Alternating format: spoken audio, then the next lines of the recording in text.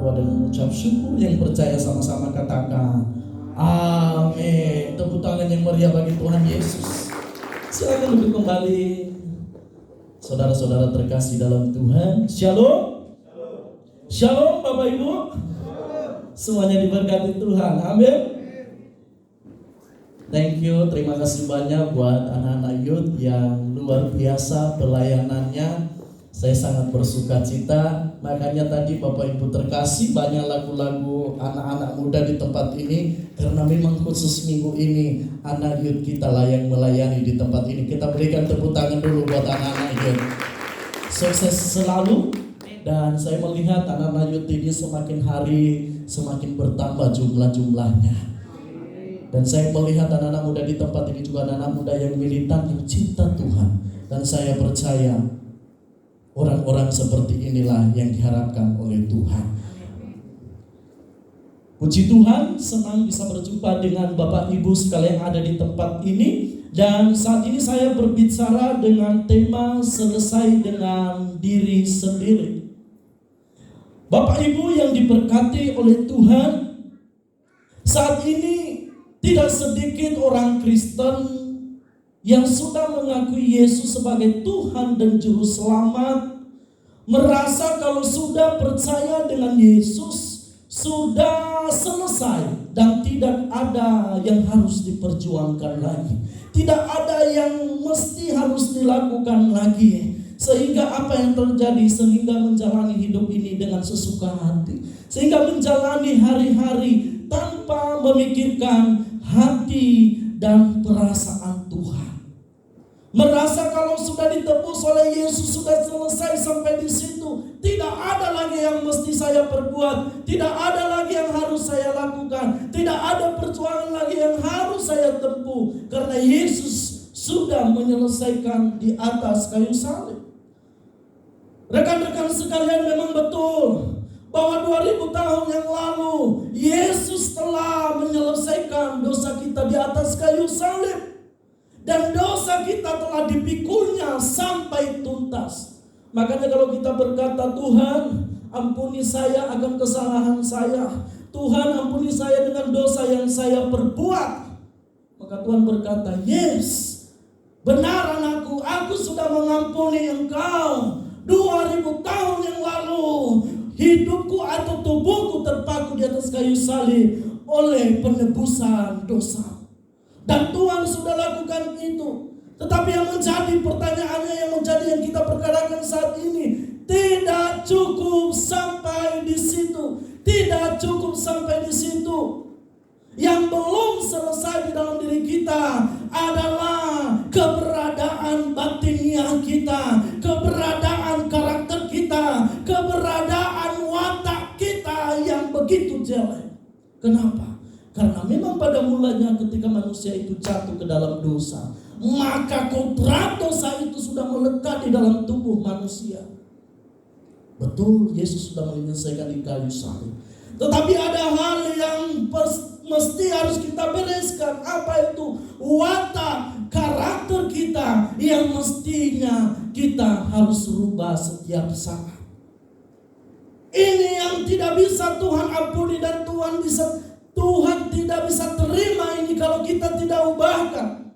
Makanya kita buka kitab kita di dalam Matius pasalnya yang ke-7 ayat yang ke-21. Kita baca bersama-sama Matius pasalnya yang ke-7 ayatnya yang ke-21. Kita baca bersama-sama 3, 2, 1 ya. Bukan setiap orang yang berseru kepadaku Tuhan, Tuhan akan masuk ke dalam kerajaan surga, melainkan dia yang melakukan kehendak Bapa-Ku yang di surga. Makanya Tuhan berkata, bukan setiap orang yang berseru kepadaku Tuhan, Tuhan akan masuk ke dalam kerajaan Allah, tetapi yang masuk dalam kerajaan Allah adalah orang-orang yang melakukan kehendak Bapa-Ku. Bapak Ibu yang terkasih oleh Tuhan, orang Kristen kadang terlalu sombong. Dia berkata, oh yes, kalau saya sudah menerima Tuhan Yesus sebagai Tuhan Juru Selamat, saya mengaku dengan mulut saya, maka saya sudah selamat. Tidak ada perjuangan lagi. Maka saya banyak melihat orang Kristen hanya sebagai Kristen KTP. Tidak menghidupkan Kristus di dalam hidupnya. Tidak menghidupkan Yesus di dalam dirinya. Tidak berusaha mengubah watak karakternya yang buruk. Bayangkan orang Kristen kadangkala mulutnya itu bagaikan nuklir. Kadangkala kita tidak salah. Kadangkala kita tidak sadar. Tetapi Anda kadang-kadang tidak sadar, mulut kita ini sering kali menjadi nuklir bagi orang lain, menghancurkan orang lain, menghancurkan keluarga, menghancurkan gereja dan sebagainya. Apakah ini yang disebut karakter Kristus? Tidak. Oleh sebab itu makanya dia berkata, bukan setiap orang yang berseru kepadaku, Tuhan, Tuhan akan masuk ke dalam kerajaan surga, melainkan dia yang melakukan kehendak Bapa. Bagaimana melakukan kehendak Bapa? Tuhan Yesuslah model sempurna dalam melakukan kehendak Bapa sampai tuntas. Makanya orang yang percaya kepada Yesus, di dalam bahasa aslinya percaya itu bukan hanya sekedar percaya, sekedar perkataan. Percaya di situ adalah menyerahkan diri kepada objek yang kita percaya, yaitu Kristus. Jadi kalau Anda mau menjadi orang percaya, Anda harus bisa menyerahkan hidupmu kepada Yesus tanpa sisa, tanpa sedikit pun engkau sisakan. Artinya apa? Segenap hidupmu, segenap perjalanan hidupmu, karaktermu, perbuatanmu, rencanamu, apapun, semuanya engkau harus seturut dengan kehendak Tuhan. Katakan amin.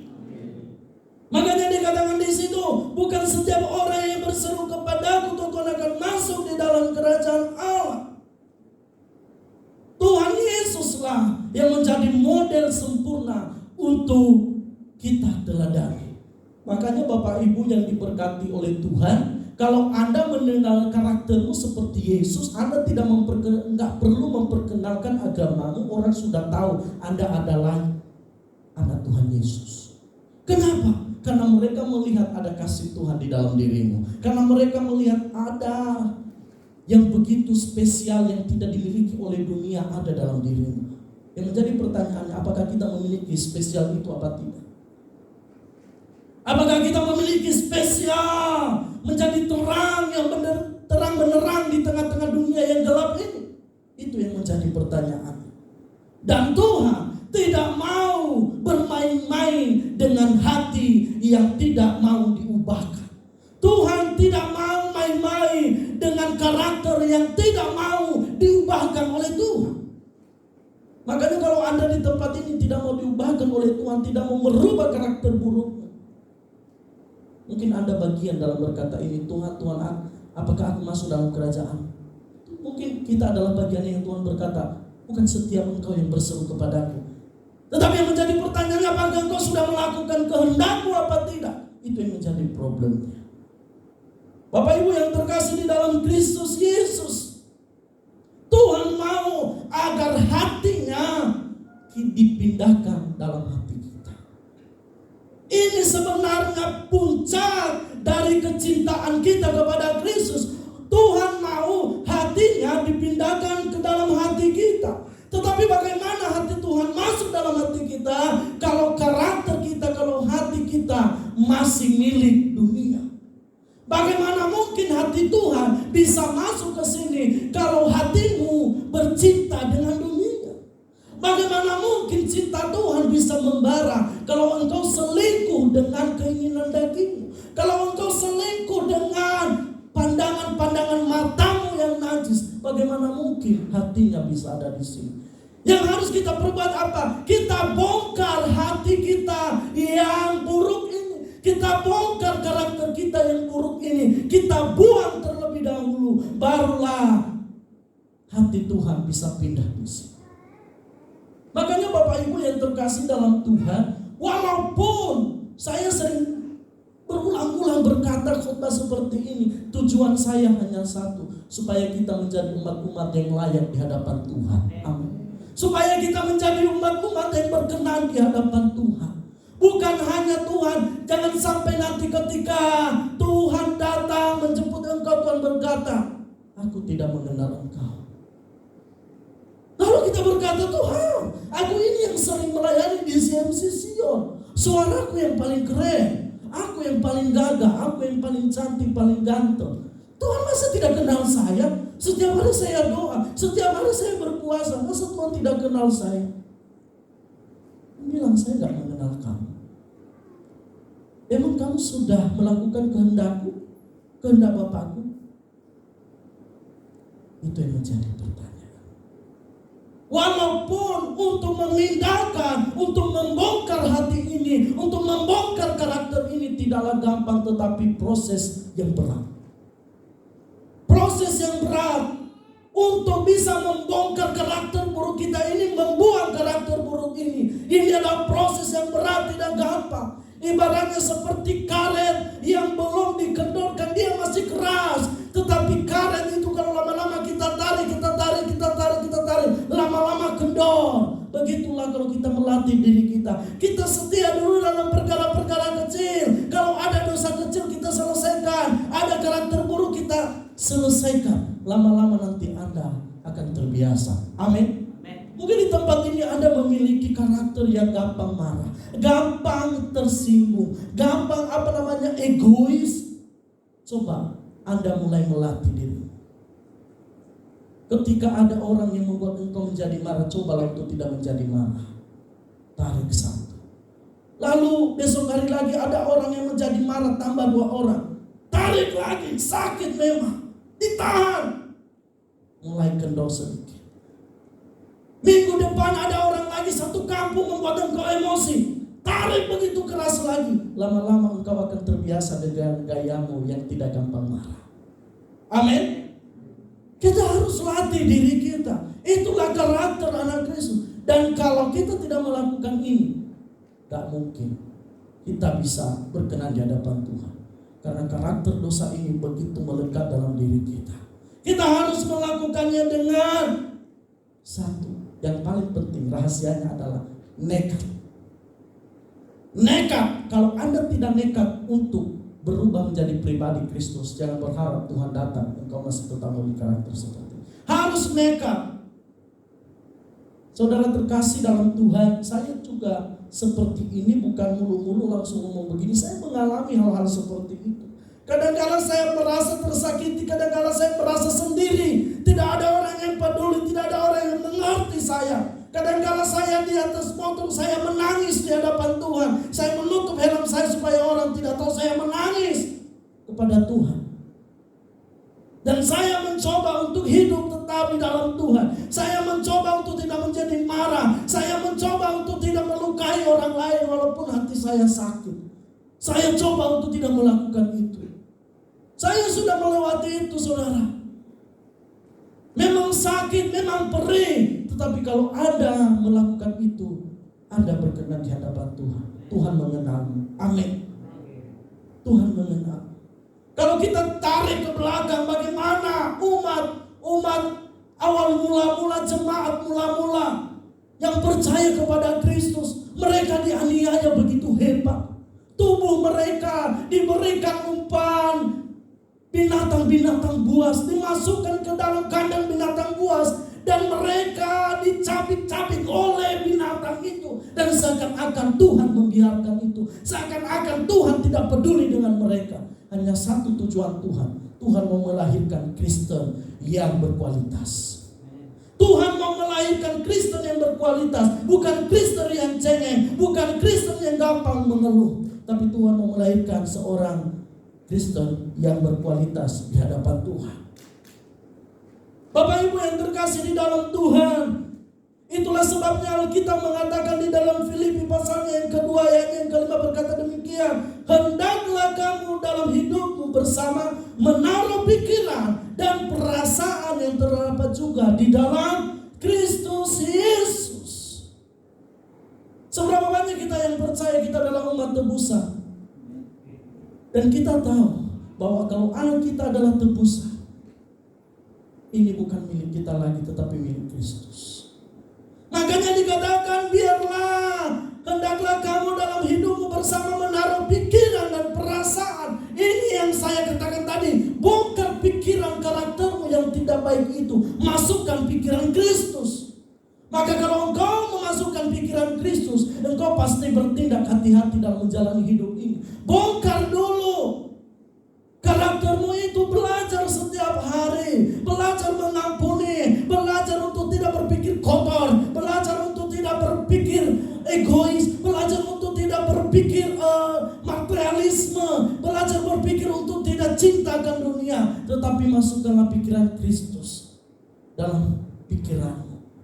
Dan masukkanlah hati Kristus di dalam hatimu, sehingga perasaanmu menjadi perasaan Kristus. Orang yang sudah ditebus oleh darah Yesus tidak lagi memiliki hak atas dirinya, tetapi Yesuslah yang memiliki hak atas hidup kita. Katakan amin. Makanya kalau Anda mengalami masalah dalam hidup ini, Anda tidak usah terking-terking. Lewati masalah itu bersama dengan Tuhan. Makanya kalau begini saudara, saya seringkali berkata begini, kalau kita kadangkala anak-anak Tuhan ini kadang dipecat di suatu pekerjaan. Lalu ketika dia dipecat di suatu pekerjaan, yang dia lakukan bukan introspeksi diri. Yang dia lakukan bukan apa salahku, apa yang mesti saya ubah dalam diriku, tetapi yang dia lakukan apa? Mencari kambing hitam. Oh, gara-gara si A dia cari muka, makanya beta jadi keluar. Oh, si B, dia kemarin dekat-dekat sama bos, ikut tiba-tiba saya sekarang di PHK. Oh, gara-gara dia. Padahal dia yang datang terlambat terus, bolos terus. Dia cari kambing hitam. Seringkali ini yang kita lakukan dalam hidup. Kita mencari kambing hitam untuk pembenaran diri. Kita mencari orang lain untuk pembenaran diri. Padahal Tuhan sedang berbicara, ubah karaktermu, ubah sikapmu, ubah gaya hidupmu. Aku mau engkau menjadi anakku yang berkualitas. Amin. Seringkali begitu saudara. Tetapi kita tidak peka terhadap hal-hal seperti itu. Bapak Ibu yang diberkati oleh Tuhan, kalau Kristus belum hidup dalam diri seseorang, tidak mungkin selesai dengan diri sendiri. Kenapa? Karena dia masih mencintai dirinya. Dia masih mencintai apa yang dia miliki. Orang kalau belum selesai dengan dirinya sendiri, enggak mungkin bisa setia dengan pasangannya. Enggak mungkin bisa mencintai keluarganya kalau belum selesai dengan dirinya sendiri. Yang ada apa? Dia mementingkan egonya sendiri. Pernah enggak Anda melihat ada orang saudara yang doyannya nasihatin orang, tapi karakternya sama aja. Sama dengan kita, malah lebih buruk dari kita. Kalau kita bilang dia lebih setan dari setan, ya kan? Mungkin ada pernah begitu. Tapi kalau dia menasehati, oh haleluya, pendeta so kalah. Ya, kalau dia nasihati, ini adalah orang yang belum selesai dengan dirinya sendiri. Kalau Anda mau menjadi alat Tuhan, selesailah dengan dirimu sendiri terlebih dahulu. Baru engkau bisa menjadi garam bagi orang lain. Amin. Tidak gampang di tempat ini saya menjadi gembala di tempat ini. Saya harus menjadi model yang harus diteladani oleh jemaat. Saya harus hidup benar supaya jemaat melihat Kristus dalam diri saya. Sehingga mereka berkata, wow, gembalaku patut untuk saya teladani. Saya tidak bisa berkata, Pak Pendeta, saya tidak bisa berkata begini, oh saya gak perlu hidup benar. Gak bisa. Suatu kali ada jemaat yang begitu, saya nggak tahu salah saya apa, lalu marah-marahin saya, saudara. Jemaat, dia marah-marah saya tuh bingung, saya buat salah apa? Sepertinya saya nggak pernah melukai, apa salah saya? Oh, dia marah-marah sama saya tanpa sebab. Tidak gampang bagi saya untuk menerima. Karena ada kata-kata penghinaan. Tidak gampang bagi saya untuk menerima. Hati saya memberontak. Tetapi saya berkata, daging, tunduk. Kamu harus mengasihi. Dan saya meletakkan iman saya di atas sakit hati itu. Saya meletakkan ketika saya bertemu dengan orang tersebut. Saya memeluk anaknya dan saya salam dengan penuh senyuman, dengan penuh sukacita. Orang-orang di sekitar saya bertanya, kenapa kok kamu bisa seperti itu? Bahkan istri saya bertanya.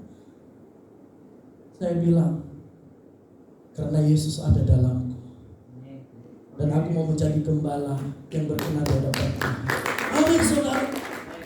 Jadi, enggak perlu kita banyak berbicara. Asalkan kau sudah selesai dengan dirimu sendiri, maka orang akan melihat ada Kristus dalam hidupmu. Nah, saudara, bagaimana supaya kita selesai dengan diri sendiri? Yang pertama yang harus kita perhatikan adalah melepaskan hak kedagingan. Perhatikan dengan baik bahwa melepas hak itu adalah rela tidak menikmati apapun yang menjadi bagian atau miliknya. Saudara, kalau Anda disakiti, kalau Anda dimaki-maki orang, berhak nggak untuk marah? Kalau Anda ditipu orang, lalu Anda tidak lalu Anda membalas, berhak nggak? Kalau pendeta, kalau saya gembala saudara, suruh saudara datang ke sini tepat waktu, Anda berhak marah nggak? Berhak. Kenapa? Karena kamu bukan siapa-siapa saya, bukan anak saya, bukan famili saya suruh. Kamu berhak marah sama saya. Tetapi yang dikehendaki oleh Tuhan ini melepaskan hak itu, hak kedagingan itu yang Tuhan mau. Walaupun engkau disakiti oleh orang lain, Tuhan mau engkau tidak menjadi marah. Tuhan mau engkau tidak menjadi gampang emosi. Melepaskan hak itu, hak kedagingan ini. Kalau engkau mengikuti hak kedaginganmu, ini bahaya. Bahaya, saudara terkasih dalam Tuhan. Bahaya. Makanya tidak boleh kita tidak melepaskan hak di dalam hidup ini. Kita harus melepaskan hak kedagingan kita. Amin, Bapak Ibu terkasih. Amin. Apa itu melepaskan hak? Melepaskan hak itu, saudara, jauh berbeda dengan dunia.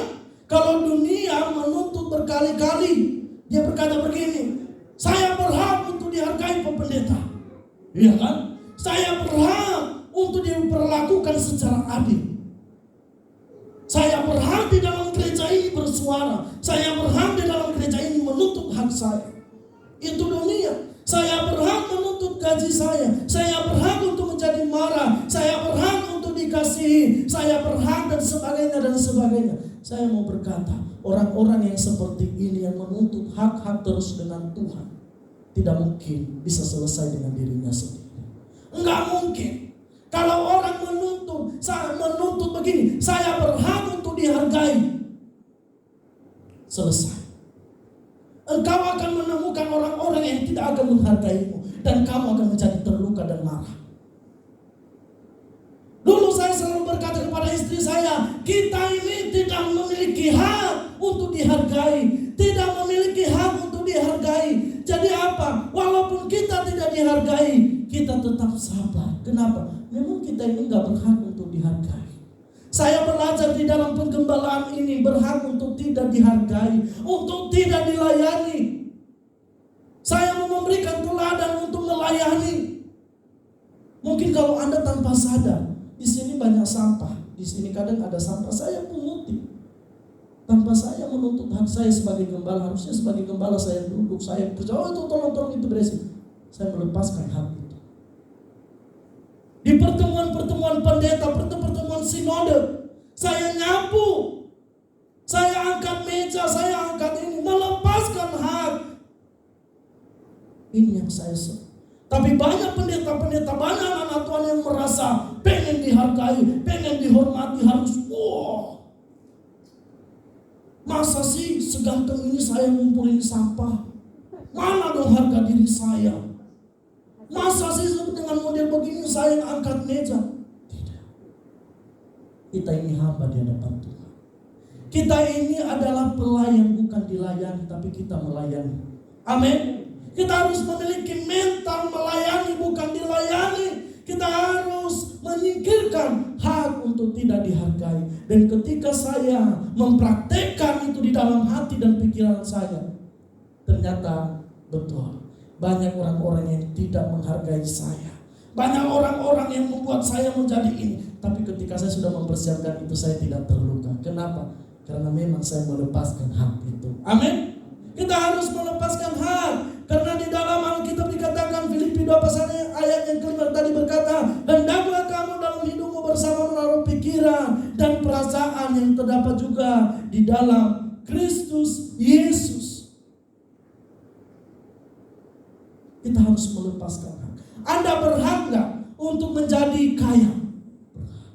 Anda berhak gak untuk menikmati uang Anda sendiri kemanapun Anda pergunakan? Berhak gak? Berhak.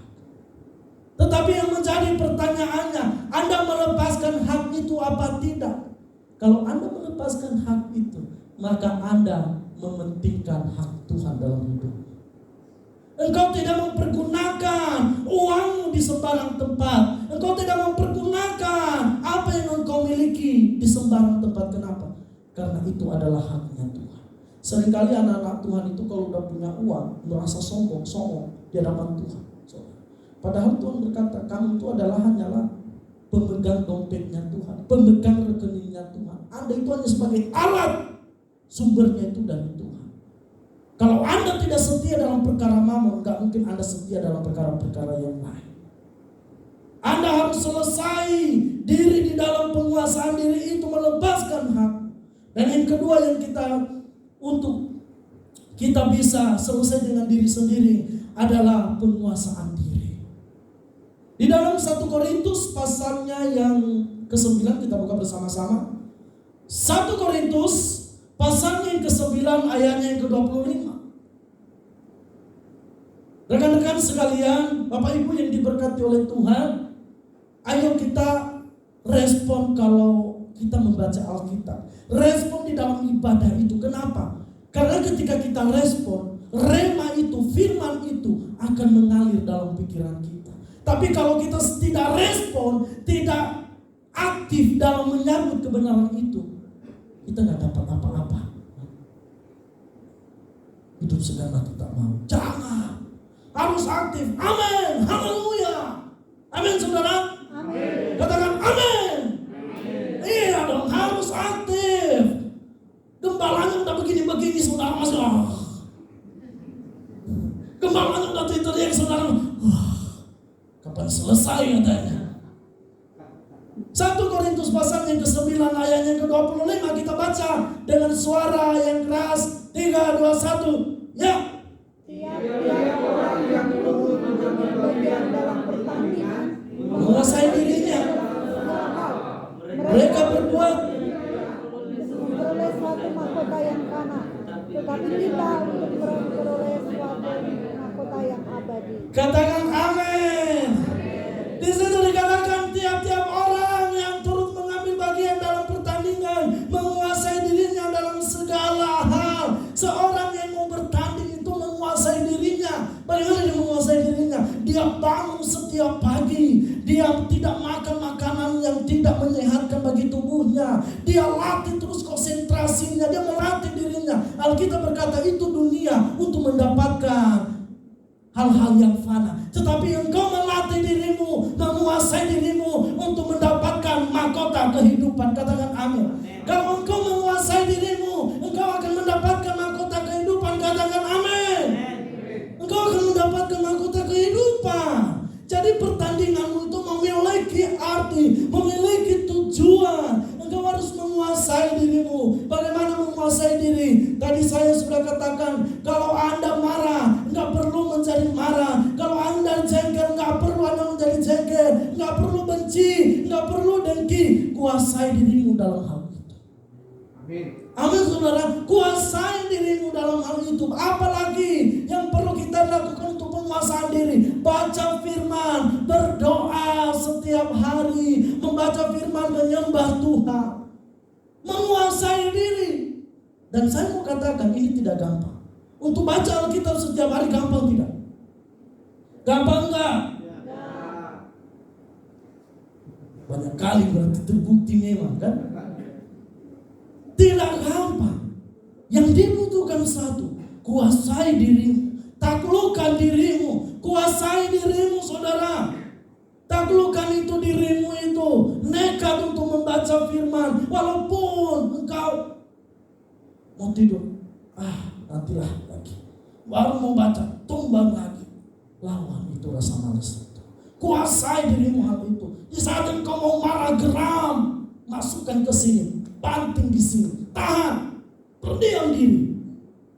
Engkau hendak marah dengan orang, lalu engkau mau maki-maki orang, engkau mau mungkin buat status maki-maki, mati kau.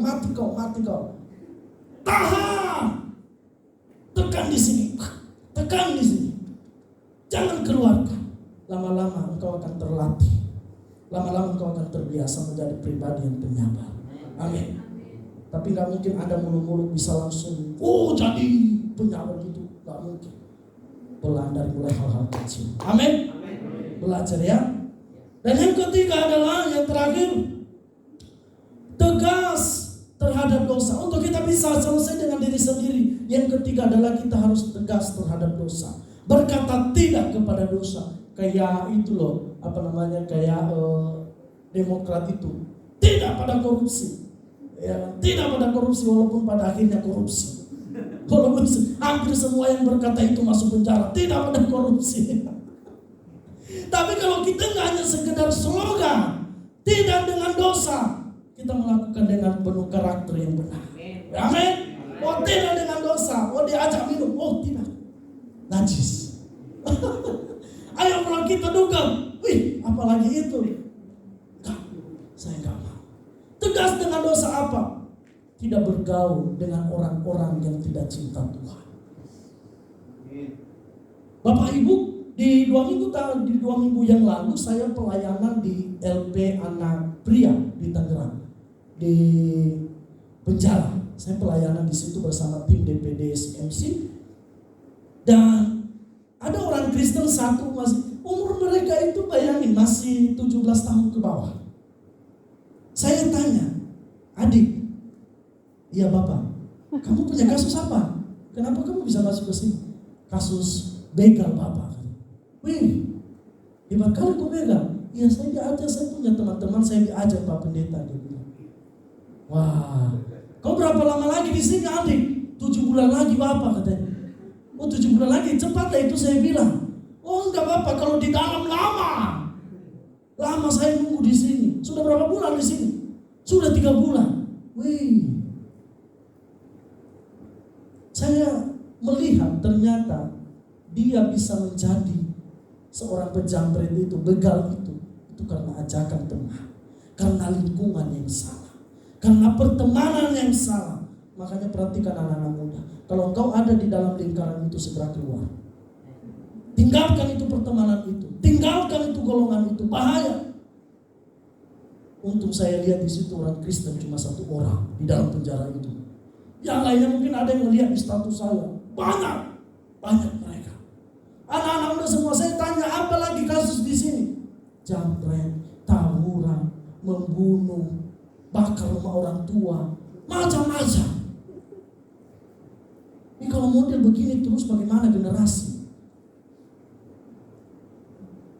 Makanya Bapak Ibu, kadangkala karakter kita juga ditentukan oleh lingkungan mana kita berada.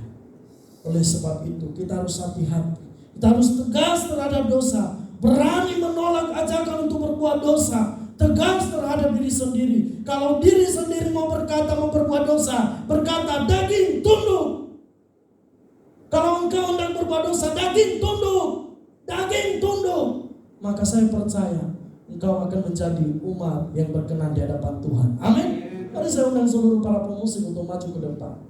Dan ini terus kalau kita lakukan, Bapak Ibu, percayalah, kita akan menjadi umat kesayangan Allah. Kita selesai dengan diri sendiri. Gak usah pikirkan orang lain dulu. Selesai dengan diri sendiri. Makanya kita berkata begini, 1 orang bertobat di dalam rumah itu, seisi rumahnya akan diselamatkan. Artinya apa? Kalau engkau selesai dengan dirimu sendiri di dalam keluargamu, walaupun keluargamu tidak mengenal Kristus, tapi kalau engkau sudah memiliki pertobatan dalam keluarga itu, engkau tidak lagi hidup untuk dirimu sendiri, tapi engkau hidup untuk Tuhan. Engkau selesai dalam dirimu sendiri, niscaya di dalam keluarga itu akan ada orang-orang yang akan bertemu dengan pribadi Yesus. Akan ada orang yang menerima Yesus. Kenapa? Karena mereka melihat Kristus dalam hidupmu. Amin. Mari kita makin berdiri bersama-sama.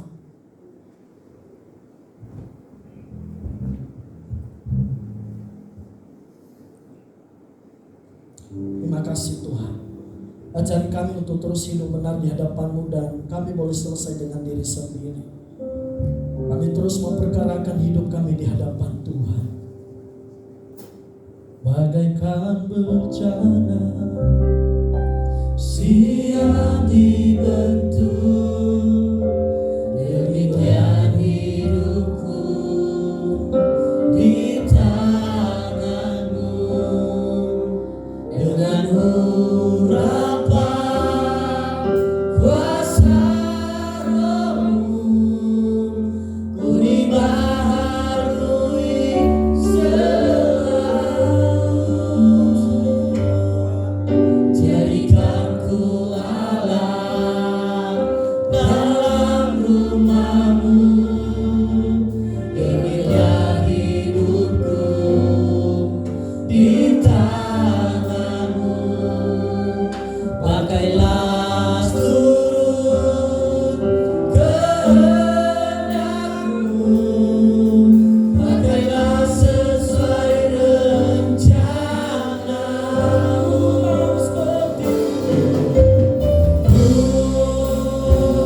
Mau seperti-Mu Yesus,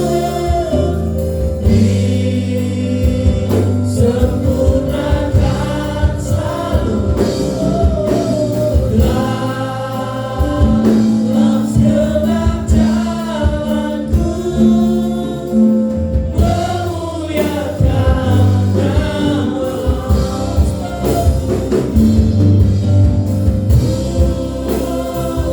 Mau seperti-Mu Yesus,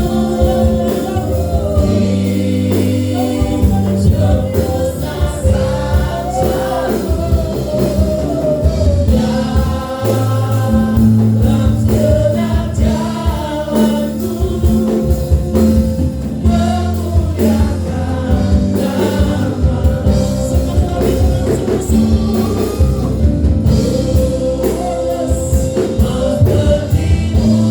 Yesus,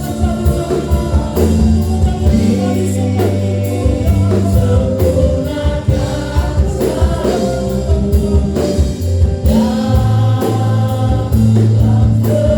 jalanku, memuliakan